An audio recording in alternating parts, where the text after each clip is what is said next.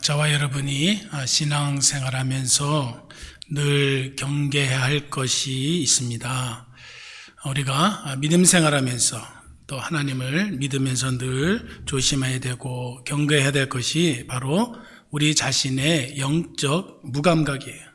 영적인 무감각. 우리가 영적으로 무감각하게 되면 죄를 죄로 느끼지를 못하게 돼요. 또 하나님이 주시는 그 경고의 음성을 깨닫지를 못하게 돼요. 하나님이 베풀어 주시고 정말 우리에게 한량없이 날마다 채워주시는 그 축복을 기뻐하지 못하게 되고 또 감사할 줄을 못하게 돼요. 그러면서 나중에 정말로 하나님의 특별한 은혜로 특별히 깨닫게 되었을 때 내가 왜 진작 그것을 못 깨달았을까? 하나님께서 그때 말씀해 주실 때 내가 왜 그때 그것을 거부했을까? 하나님께서 목사님을 통해서 또 여러 믿음의 식구들을 통해서 그렇게 말씀해 주셨는데 내가 왜 그것을 거부했을까? 이렇게 후회하는 경우를 우리가 종종 보게 돼요. 여러분, 어떤 사람이 건강한 사람입니까? 몸이 조금만 이상이 있어도 병원에 잘 가는 사람이 건강한 사람이에요. 여러분, 어떤 사람 그래, 나는 이 건강에 걱정을 하지 않는다고, 난 자신 있다고. 그래서 조금만 아파도 이거 뭐 별거 아니라고 이렇게 넘어가는 분들이 있어요. 근데 어떤 분은 조금만 몸에 아파도 의사 선생님 찾아가는 분이 있어요.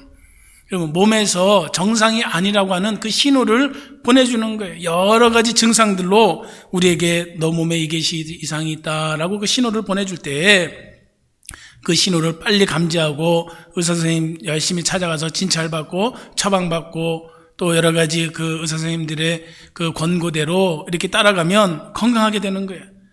그래서 건강한 사람보다 골골한 사람이 더 오래 산다는 말도 있잖아요. 골골하니까 더 자꾸 의사 선생님 찾아가니까 그래서 큰 병이 안 되는 거예요. 근데 어떤 분은 갑자기 우리가 그랬잖아요. 그분 너무 건강했는데 어떻게 저렇게 될 수 있나. 왜냐면 그분이 나 참았기 때문에 참아서. 여러분, 몸이 조금만 아파도 열심히 병원 가시길 바라요. 참지 말아요. 참는 건 좋은 거 아니에요. 조금만 이상이 있어도 열심히 우리가 의사 선생님을 찾아가야 되는 거예요. 내 육신의 그 질병, 그것을 치유함 받기 위해서는 우리가 의사 선생님을 찾아가야 돼요. 그래서 늘 우리가 민감해야죠. 내 아픔에 대해서 민감해야 돼요. 마찬가지예요. 영적으로도 늘 깨어 있어야 돼요. 하나님께서 우리에게 영적인 신호를 주세요. 하나님의 그 음성을 우리에게 들려주세요.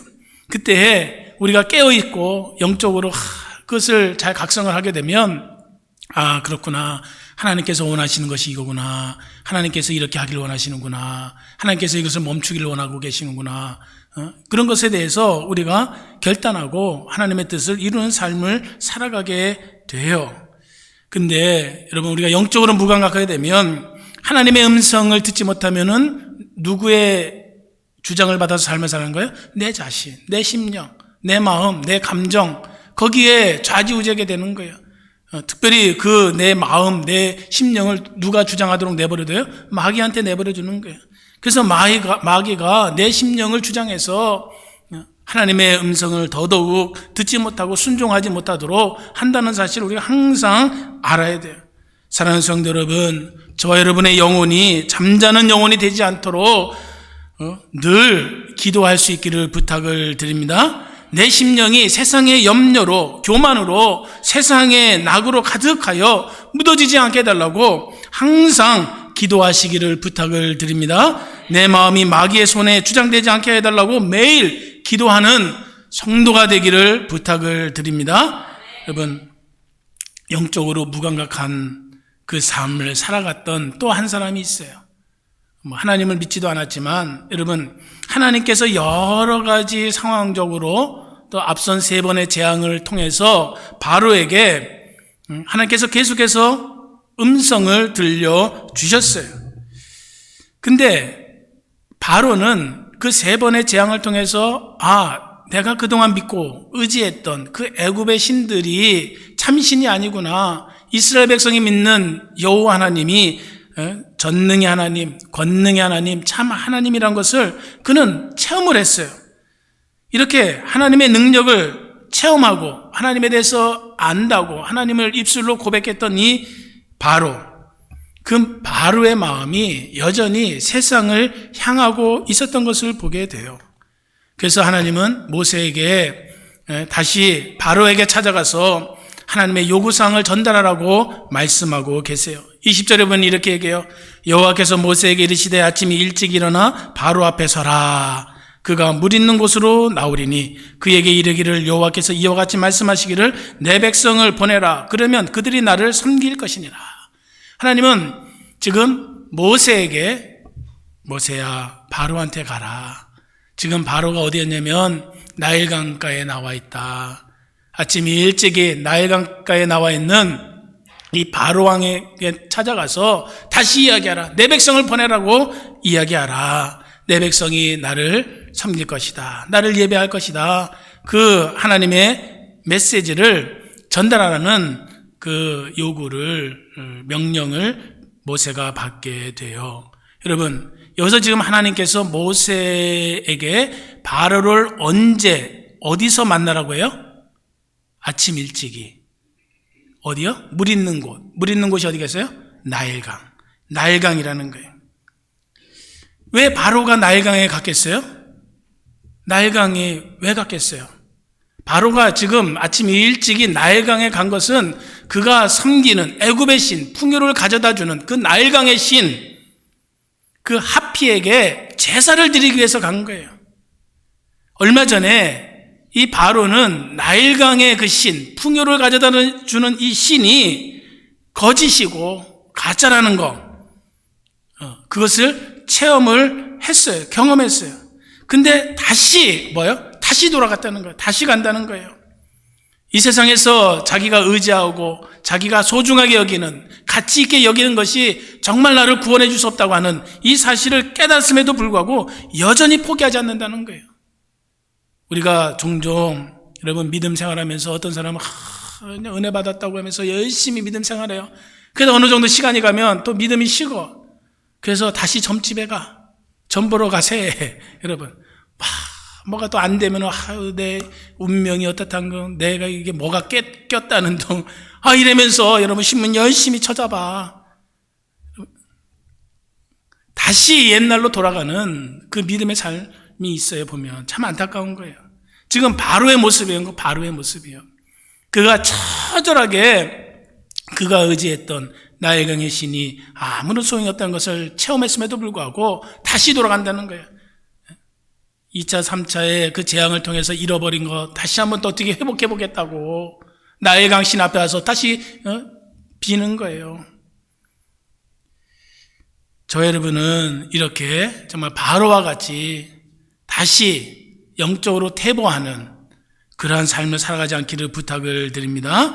여러분, 그래서 하나님께서 이제 모세에게 그 바로한테 찾아가서 다시 요구해라. 내 백성을 보내라. 그렇지 않으면 파리때의 재앙이 임할 것이다.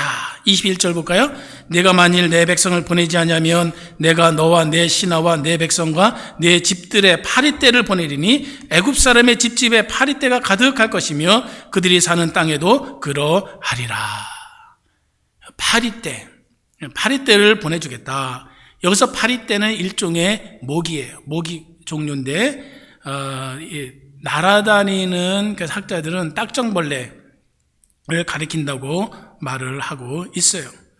이 파리떼, 우리가 생각하는 그 파리는 우리 몸에 붙어서 뭐 피를 빨아먹는다든지 그렇지 않잖아요. 근데 여기서 말하는 이 파리떼는 사람과 짐승의 피부에 달라붙어서 거기에서 피를 빨아먹고, 그리고 그가 나쁜 병균을 옮기는 그러한 곤충을 말해요.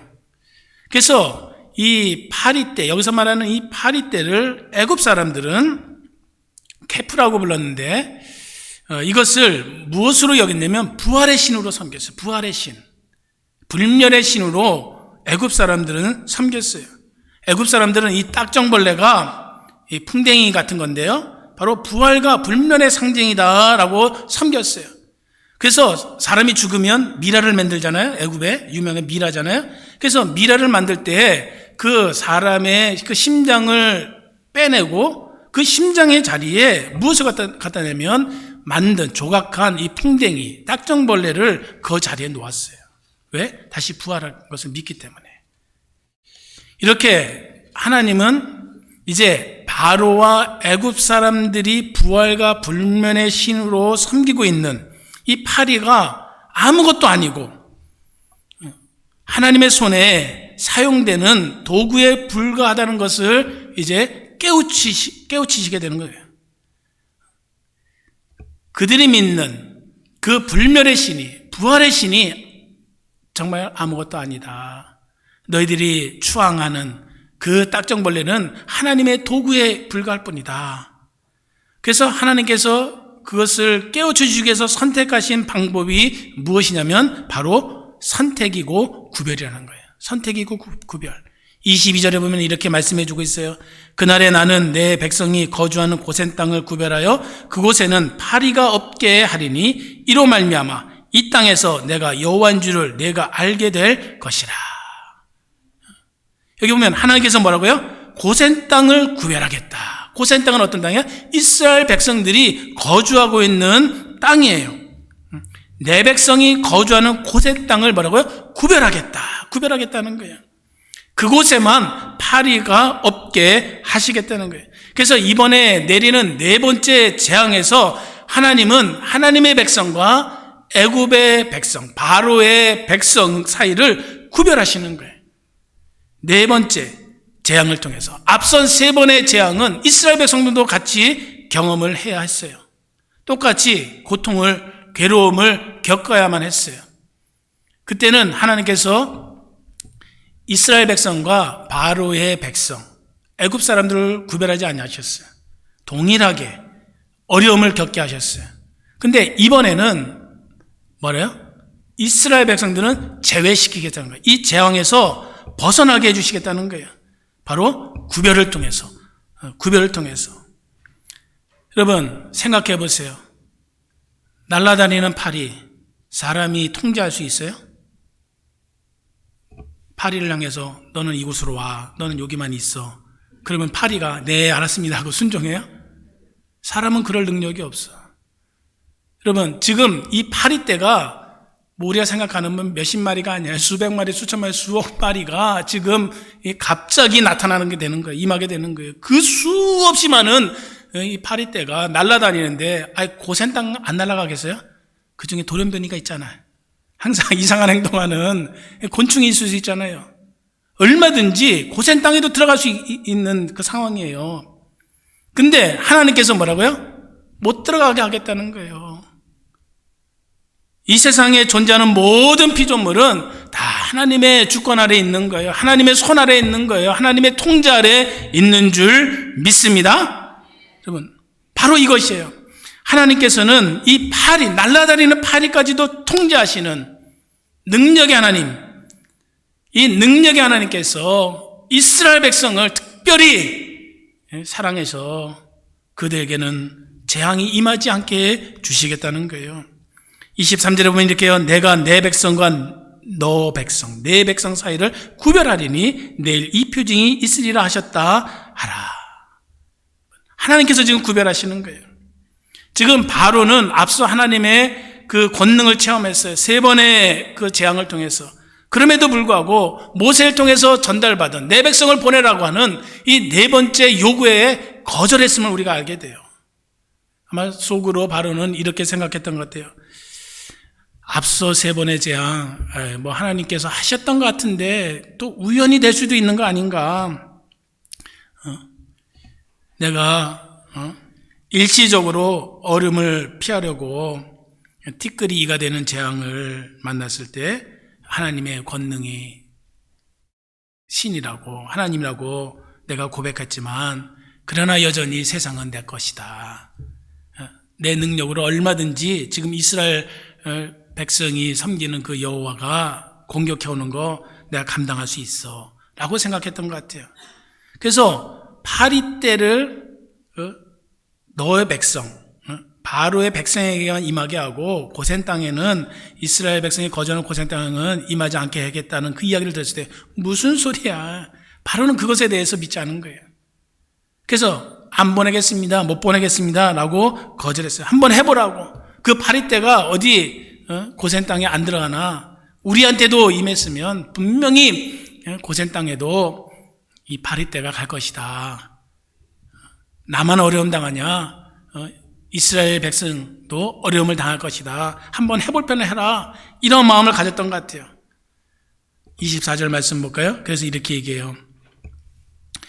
여호와께서 그와 같이 하시니, 그와 같이 파리떼를 보냈다는 거예요.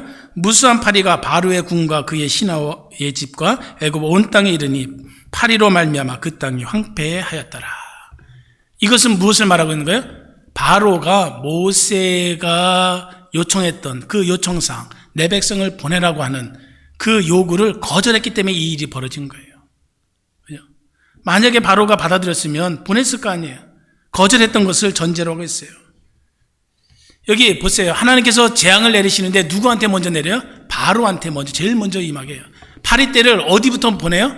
바로한테 보내. 바로의 궁에.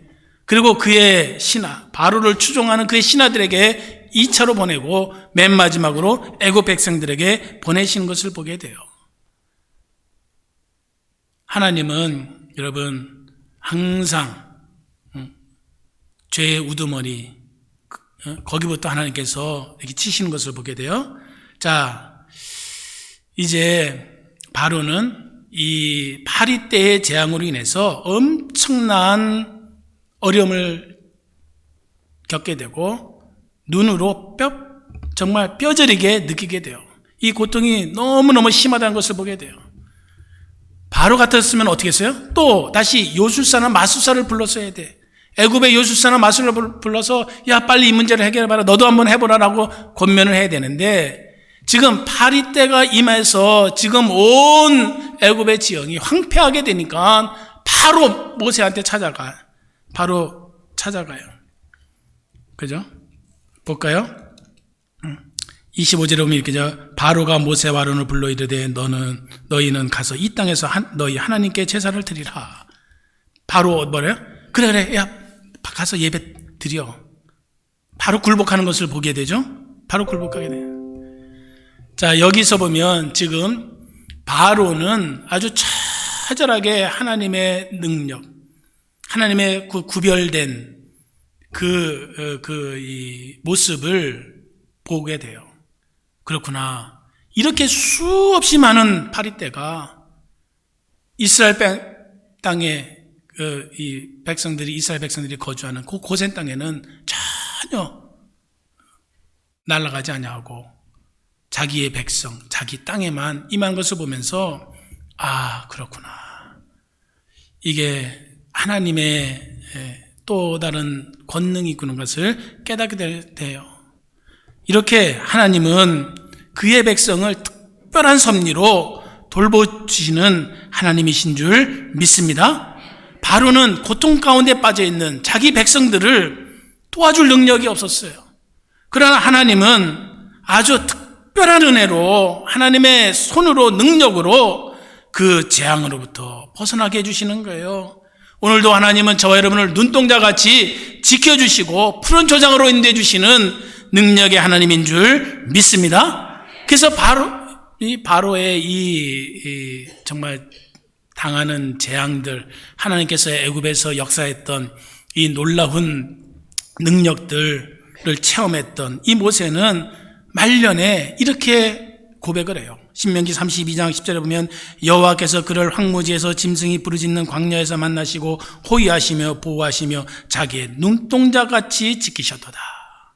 다윗도 이렇게 고백해요. 시편 17편 8절에 보면 나를 눈동자같이 지키시고 주의 날개 그늘 아래 감추사. 여러분 눈동자같이 지키신다는 거예요. 우리 하나님이. 오늘도 저 여러분이 이 시간 이 순간에 하나님의 전에 와서 예배 드릴 수 있는 거 하나님이 저 여러분을 눈동자같이 지켜주시기 때문에 하나님께서 은혜를 베풀어 주시고 보호해 주셨기 때문에 이렇게 하나님 앞에 나와 예배 드리는 줄 믿습니다. 여러분 사랑하는 성도 여러분, 우리가 기억해야 돼요. 저 여러분은 어떤 사람이에요? 하나님의 선택을 받은 사람이란 거. 나는 선택받은 하나님의 백성이라고 하는 이 사실만으로도 여러분 감격해 하시고 날마다 승리의 삶을 살아갈 수 있기를 부탁을 드려요. 여러분 하나님의 선택을 받은 백성, 하나님께서 어떻게 한다고요? 구별해 주신다는 거예요. 구별해 주신다는 거예요. 우리 다 같이 우리의 입술을 열어서 다시 한번 고백하기를 원해요. 나는 하나님의 선택을 받은 사람이다. 아멘? 여러분, 우리에게 정말 깊은 영적인 감동, 또 신앙의 도전을 주었던 그 고 이돈 장로님이 계십니다. 정말 어떻게 보면 짧고 굵게 삶을 사셨던 귀한 장로님이신데요. 이 장로님이 많은 그 성도들에게 간증을 통해서 은혜를 나누고 또 도전을 주었죠. 이 장로님은 최연소 저 세계무역협회 수석 부총재가 되셨어요. 근데 이분이 정말 우리에게 감동을 주는 것은 그의 믿음, 정말 힘들고 어려도 하나님을 사랑하고 또 그의 없음에도 불구하고 선교에 여러 가지 많은 후원을 하고 헌신한 그 삶을 사셨던 그 장로님이세요. 그리고 모든 것을 미리 하나님께 이렇게 헌신하는 삶을 사셨던 것을 보게 돼요. 이 장로님이 9/11 그 사태 때 아주 기적적으로 정말 하나님의 보호하심을 받는 체험을 하게 돼요. 세계 무역협회 수석 부총재니까 사무실이 그 세계 무역 센터에 있었단 말이에요. 그래서 이분이 이제 그 회의에 참석하기 위해서 저 워싱턴 DC에서 이제 비행기를 타게 돼요. 워싱턴 DC에서 비행기를 타고 뉴욕으로 날아가는데 그 비행기를 타러 가다가 이제 커피를 아침에 못 드시고 나오신 거예요. 와이프랑 이제 커피를 끊겠다고 하는 그런 그 약속도 하셨는데 너무너무 커피 생각이 나서 그래서 또 공항에 있는 그 안에 있는 그 커피 가게 가서 커피를 사려 했더니 줄이 너무 길게 서 있는 거예요. 그래서 커피는 말고 그냥 스무디 먹자. 그래서 딸기 스무디를 오더를 했대요. 딸기 스무디를 오더를 했는데 그 점원이 영어가 좀 서투른 사람이에요. 못 알아들었는지 얼음을 잔뜩 채워서 딸기 스무디를 줬대요. 그 딸기 스무디를 먹고 찬 거를 먹고 비행기를 타니까 속이 어떻게 되겠어요? 부글부글 끄는 거야. 부글부글 끄는 거야. 그래서 뉴욕에 도착하자마자 화장실이 너무 급했던 거예요. 그래서 뉴욕 공항에 도착해서 화장실 가서 볼일을 보고 이제 무역센터로 향해서 가게 돼요. 그러는 사이에 시간이 한 20-30분이 지체가 된 거예요. 그래서 이제 볼일 보고 자기 사무실로 세계 무역센터를 향해서 가고 있는데 갑자기 눈앞에서 비행기가 거기 돌진해서 무역센터가 이제 공격받는 그런 일을 목도하게 되는 거예요. 여러분, 그러면서 이 장로님이 하나님께서 내 발걸음을 아무것도 아닌 것으로 늦추시고 내 생명을 지켜주셨다. 그러니까 우리의 삶에 있어서 여러분 때때로 불편함을 주는 것, 그것이 하나님의 인도하심일 수 있고 하나님께서 나를 사랑하시는 그 표징으로서 나타내 주시는 것일 수 있다. 여러분, 힘들고 어려워도 그것이 하나님께서 나에게 주시는 은혜구나, 이렇게 믿음으로 받아주시기를 부탁을 드립니다. 여러분, 항상 우리 하나님은 우리에게 좋은 거 주시는 분인 거예요. 그렇기 때문에 어떠한 시험, 어떠한 환난, 어떠한 문제가 찾아와도 절대로 신앙적으로 타협하지 않고 믿음의 길로 한 걸음 걸어나가기를 부탁을 드립니다. 여러분, 파리 때의 재앙, 이게 내리자 바로는 곧바로 굴복했어요. 그래서 모세를 불러다가 타협을 제시해요. 25절에 보면 이렇게 얘기해요. 25절에 볼까요? 바로가 모세와 아론을 불러 이르되 너희는 가서 이 땅에서 너희 하나님께 제사를 드리라. 제사를 드리는데 어때요? 여기서 드리라는 거예요. 여기서 드리라는 거예요. 하나님의 요구사항은 뭐예요? 애굽을 떠나는 거잖아요.